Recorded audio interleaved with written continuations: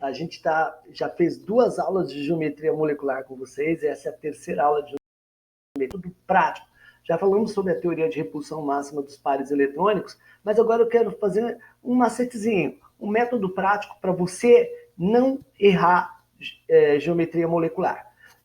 Se você não assistiu às aulas anteriores, assista, onde eu defini as geometrias e falei sobre a teoria de repulsão dos elétrons. Então, vamos agora para o método prático. Então, olha só, o que seria isso? É um macetezinho que a gente criou para facilitar você descobrir e acertar uma questão de geometria molecular no vestibular ou no Enem, beleza? Então, olha só, o que eu quero de vocês? Moléculas do tipo X2, o que é uma molécula X2? H2, O2, N2. Cara, molécula do tipo X2, não tem jeito, elas são sempre lineares, porque 2 pontos só definem uma reta. Nem importa se ela está fazendo simples, dupla ou tripla, sempre linear, não tem o que discutir. Moléculas do tipo XY, quem seriam essas moléculas? HF, SO, PN, também são sempre lineares. É a mesma coisa que aqui, só que são átomos diferentes. Aqui são substâncias simples e aqui composta, mas é a ligação de um com um, logo sempre linear. Moléculas do tipo XY2, aqui faltou um doisinho, podem ser linear ou angular. Como você vai descobrir se ela é linear ou angular? Vai depender se sobra ou se não sobra elétrons do átomo central. Eu vou mostrar para vocês. Moléculas do tipo XY3 podem ser triangulares, com ângulo de 120 graus, ou pode ser piramidal. Vai depender se sobra ou não sobra elétrons do átomo central.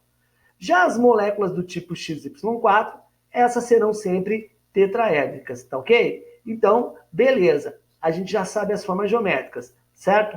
Então, eu quero que você pense assim. Molécula do tipo X2, sempre linear. Molécula do tipo XY, sempre linear. Molécula do tipo XY2, opa, pode ser linear, pode ser angular. Vai ser linear quando não sobra elétrons do átomo central. Então, se no átomo central não sobrou elétrons, ela é linear. E ela vai ser angular quando sobra elétrons do átomo central. Perfeito? Moléculas do tipo XY3, elas podem ser triangulares ou piramidais. E a ideia é a mesma. É triangular quando não sobra elétrons do átomo central. É piramidal quando sobra elétrons do átomo central. Então, vamos decorar isso aqui. X2 sempre linear. XY, linear. XY2 pode ser linear ou angular. Linear, não sobra elétrons do átomo central. Angular, sobra elétrons do átomo central.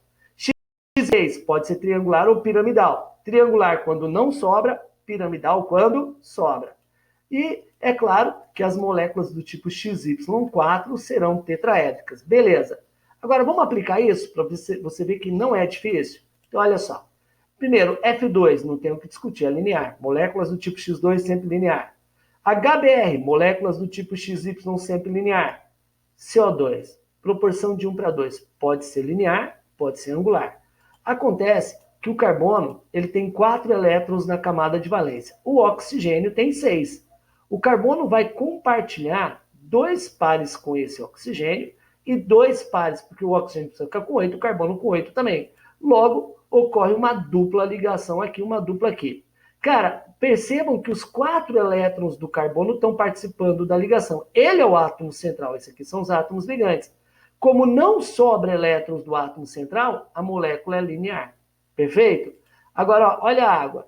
Proporção de 1 para 2, 2 para 1 não importa. Ou é linear ou é angular. Vamos ver. O oxigênio tem 6 elétrons na camada de valência. Cada hidrogênio tem 1.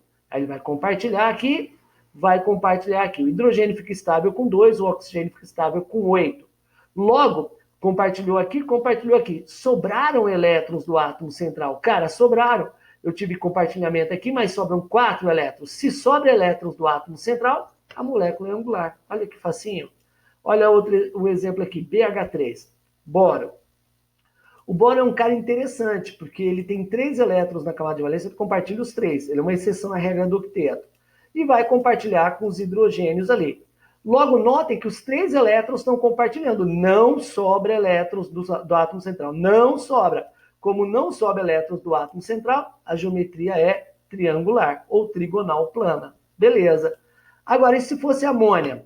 O nitrogênio tem 5 elétrons na camada de valência. Ele vai compartilhar com os hidrogênios ali, né? Cada hidrogênio ganhou um, compartilhou aqui, compartilhou. Cara, quem que é o átomo central? O nitrogênio. Não sobrou elétrons dele? Se sobrou, então a molécula é piramidal, nesse caso aqui.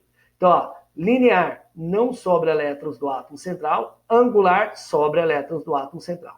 Triangular, não sobra elétrons do átomo central. Piramidal, sobra. Proporção de 1 para 2, ou é linear ou é angular. Linear não sobra elétrons do átomo central, angular sobra. Proporção de 1 para 3, ou é triangular ou é piramidal. Triangular não sobra elétrons do átomo central, piramidal sobra. Beleza? Então, olha só essa questão aqui, ó. Agora que você pegou esse macete aí. 2 médicos foram até a cantina do hospital para tomar café. Para adoçar seu café, um deles utilizou um envelope de açúcar orgânico e um outro envelope de adoçante dietético, dissolvendo completamente os conteúdos em suas respectivas bebidas. A tabela apresenta algumas informações dos envelopes desses adoçantes. Substância, o açúcar, sacarose, não consta anti-umectante e o valor energético de 84 kJ. No adoçante dietético eu tenho sucralose, né? E como antiumectante, né, o dióxido de silício, que é o SiO2. A estrutura de Lewis para a molécula de dióxido de silício, substância utilizada como antiumectante no adoçante dietético da sucralose, é similar à estrutura de Lewis para a molécula de quem? E apresenta qual geometria? Vamos ver. Primeiro, se você lembrar, 2 para 1, SiO2, 2 para 1, ou é linear ou é angular, certo? 2 para 1, ou é linear ou é angular. Então, CO2 piramidal, errado. CO2 angular, até poderia ser. Vai depender se sobra ou não sobra elétrons do átomo central. SO2 linear, até pode ser. SO2 angular, pode ser. CO2 linear, pode ser. Vamos ver o que vai dar. Bem, o SiO2 é esse cara aqui. Ele é uma molécula linear, porque o silício tem 4 elétrons na camada de valência, está no grupo 14. Logo, não sobra elétrons do átomo central. Os 4 elétrons estão participando de ligações.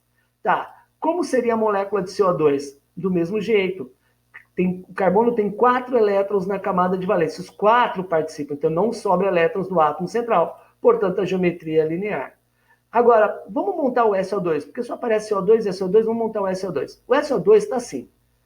O enxofre, ao ligar com o oxigênio, como ele tem 6 elétrons, ele compartilha 2 com o oxigênio e ficam estáveis, certo? Só que essa é a molécula de SO, monóxido de enxofre. Para conseguir ligar mais um oxigênio, imagina, eu vou ligar um cara que precisa de um par de elétrons por um grupo já estável. A única forma de fazer isso é através de uma ligação covalente chamada de dativa. Mas notem, mesmo fazendo a dativa, ainda sobra um par de elétrons. Se sobra elétrons do átomo central, então a geometria é angular. Então, o dióxido de silício ele vai ter uma geometria igualzinha à do dióxido de carbono, que é linear, portanto, a alternativa correta, letra E. Perfeito? Então, tá aí esse exercício aí. Espero que você tenha entendido. Façam mais exercícios, caprichem, estudem, tá? Geometria molecular é muito importante para que você depois possa entender polaridade molecular e forças intermoleculares. Então, não deixe de fazer os exercícios. Grande abraço.